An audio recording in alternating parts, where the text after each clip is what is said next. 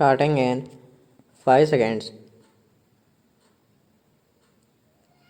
Sir, one of the issues that was raised was about the price of coal and of petroleum. I must submit that the coal price has been recently raised because of the fact that we had to enter into the National Coal Agreement, which cast a burden on the exchequer to the tune of rupees 200 crores every year. In fact, even the cost of inputs have also gone up. Having regard to those two factors, we had to take a very painful decision of increasing the coal price. Otherwise, the industry would have suffered like anything. On the petroleum side, the position as it stands is that there is no doubt, as in fact, honorable members had made observations that while production has gone up, prices have also gone up. In fact, sir, in another context, I have given details to this house itself that if you compare the prices of petroleum with the prices as prevailing in various international markets, our prices are still cheaper. At one time, when the House did want that we should reduce the prices, I had categorically said that whatever resources we build through this process, we plow back the money for the exploration and exploitation of oil. We thought that by using these resources in exploration activities, we should try to become self sufficient by the end of the decade, which hopefully we are expecting. And if we are not going to be self sufficient, we shall undoubtedly be in troubled waters because we shall not be able to handle the economy in the proper perspective. Therefore, sometimes a little sufferance becomes absolutely necessary in order to have the long term gains. It would be very easy to take certain populist approaches in these matters, but in the long run, the nation suffers.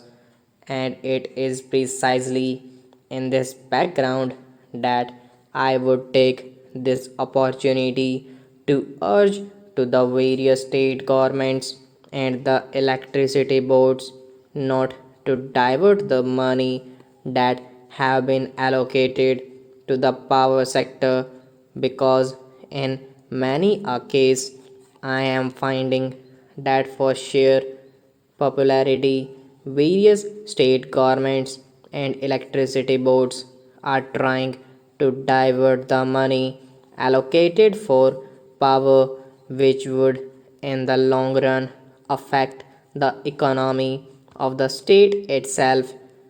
I defend the rise to set the economy on rails. Honorable members are aware last year I had introduced the dual policy in regard to kerosene after discussing with all the civil supplies commissioners of the states, and when I was assured that they would be able to implement the dual policy, I thought that the policy is such which could be taken care of, in which case the poorer sections of the society could be protected.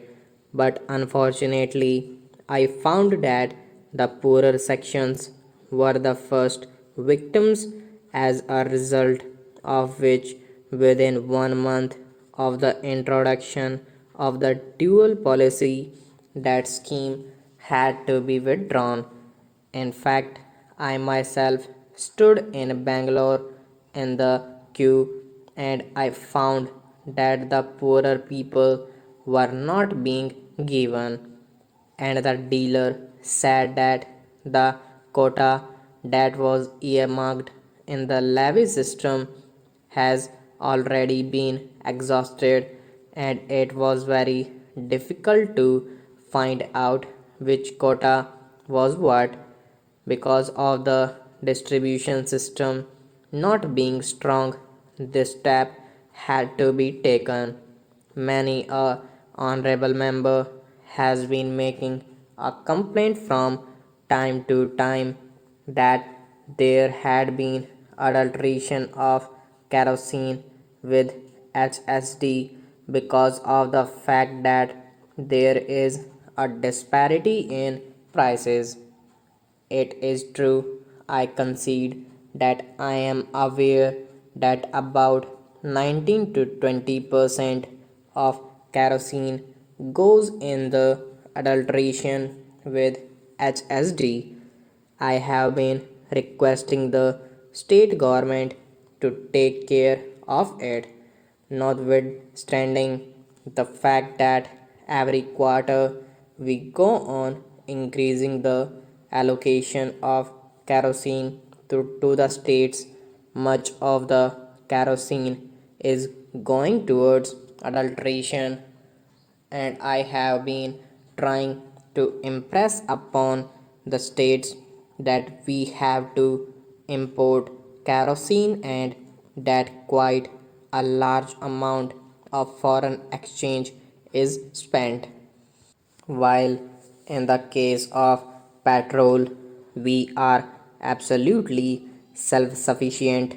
In the case of kerosene, we have got to import, and this I have been trying to impress that we cannot employ the price mechanism that often advocated so that the adulteration of kerosene with HSD does not take place because that would create more problems.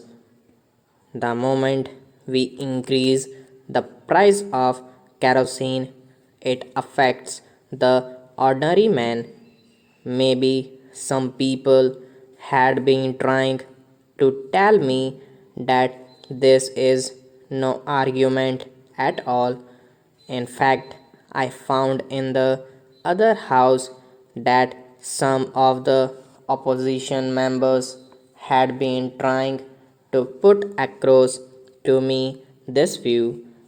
It is a question of policy which we are committed to, whether one likes it or not.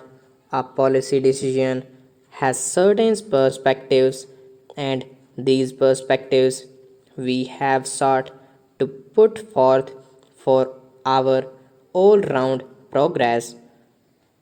Stop.